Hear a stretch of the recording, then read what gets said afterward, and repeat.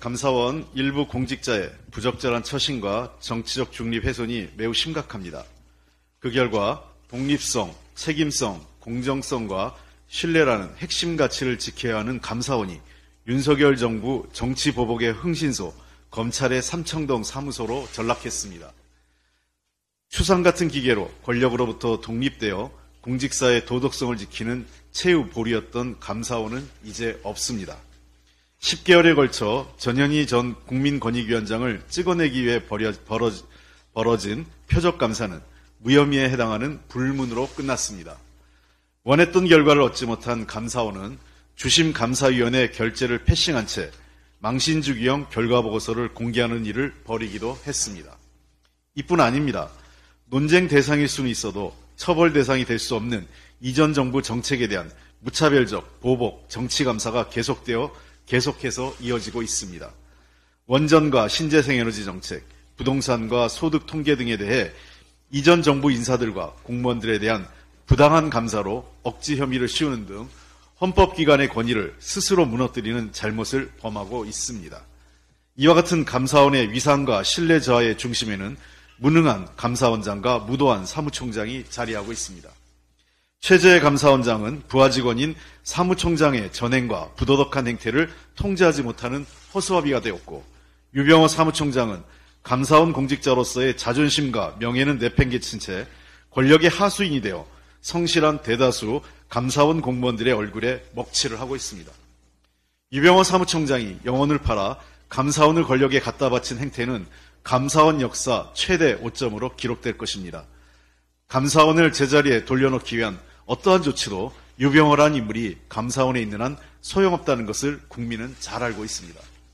더불어민주당은 감사원의 정치감사, 보복감사, 표적감사의 진상을 낱낱이 밝혀 국민께 보고드릴 것입니다.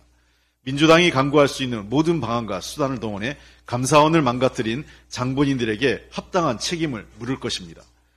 감사원이 국민 신뢰를 회복하고 공직사회의 모범으로 거듭나도록 필요한 일들을 할 것입니다.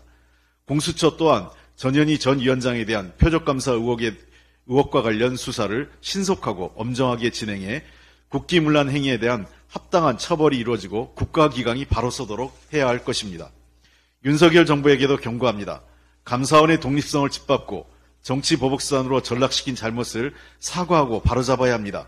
권력에 취해 계속해서 감사원을 한낱 정치보복의 수단으로 활용하려 한다면 감사원은 결국 윤석열 정부 최대 리스크가 될 것입니다. 이미 늦었지만 지금이라도 잘못을 바로잡기 바랍니다. 한국은행이 어제 금융통화위원회를 열어 기준금리를 3.5%로 동결했습니다. 가계부채 증가, 원달러 환율 상승세, 유가 등 물가 상승 압력으로 금리 인상 요인이 발생하고 있지만 경기 위축과 고금리에 따른 이자 부담 가중을 고려한 통화당국의 고심이 엿보이는 결정입니다. 한은이 금통위 결정과 함께 발표한 5쪽의 경제상황 평가 자료에 불확실성이라는 단어가 6번 나올 만큼 경제가 어렵습니다. 민간 부채가 5천조에 육박하면서 이자 부담만 연간 100조 이상 늘어나고 있습니다. 통계청이 발표한 자료에 따르면 지난 8월 설비 투자는 작년 같은 달 대비 14.9%, 국내 기계 수준은 25.9%, 건설 수준은 무려 59%나 각각 감소했습니다. 이 지표들은 앞으로의 경제 상황 예측에 쓰이는 것으로 올 하반기는 물론 내년 상반기까지 우리 경제가 어려울 것이라는 것을 보여주는 것입니다. 소비도 얼어붙고 있습니다. 올 8월 소매 판매액 지수는 작년 같은 달과 비교해 4.8% 감소했습니다. 이는 코로나가 본격적으로 확산된 2020년 3월 7.8%가 감소한 이후 3년 5개월 만에 최대 하락폭입니다. 고금리, 고물가로 소비가 사라진 자리에 소상공인과 자영업자의 고통이 새겨지고 있습니다. 작년 같은 달과 비교해 올 8월 편의점의 소매 판매액은 6.5%, 슈퍼마켓 및 잡화점의 소매 판매액은 4.2% 각각 줄었습니다. 생산지수는 숙박, 음식점업은 4.6%, 도소매업은 3.5% 감소했습니다. 생산, 소비, 투자 모든 영역에서 우리 경제에 빨간불이 켜지고 있습니다. 이대로 가다간 멀지 않은 미래에 큰 위기를 맞이할 것이라는 경고음이 울리고 있습니다. 그런데 윤석열 정부만 천하태평의 자화자찬으로 국민을 절망하게 하고 있습니다. 2023년이 70일밖에 남지 않았는데 하반기에는 경제가 반등할 것이라는 상저하고를 주술처럼 되뇌이고 있습니다.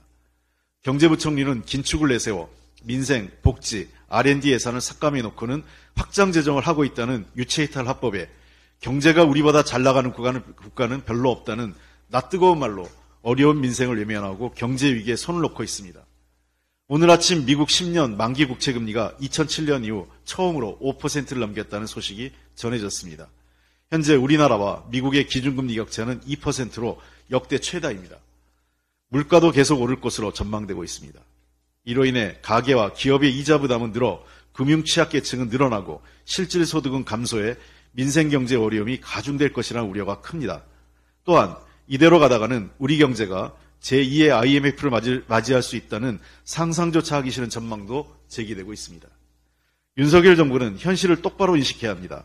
희망이 아닌 현실에 기반해 오늘의 경제를 바라보고 내일의 위기에 대비해야 합니다. 비상한 각오로 파탄 위기에 처한 경제와 민생을 살리는데 모든 역량을 쏟아부어야 합니다. 야당의 목소리를 경청하고 함께 머리를 맞대야 할 때입니다. 자화자찬이 아닌 실질적 대책을 갖고 국회에 오십시오. 그렇다면 협조하겠습니다. 혹시나 했으나 역시나 했습니다. 어제 정부가 지역 필수 의료 전략을 발표했습니다. 매우 실망스럽습니다. 지역 필수 전략 어느 것 하나 들어있지 않은 빈수레였기 때문입니다. 더불어민주당은 이미 의대 정원 확대 문제에 찬성과 협력의 뜻을 밝히고 필수 의료와 지역 의료를 살리는 방안을 함께 논의하자고 제안했습니다.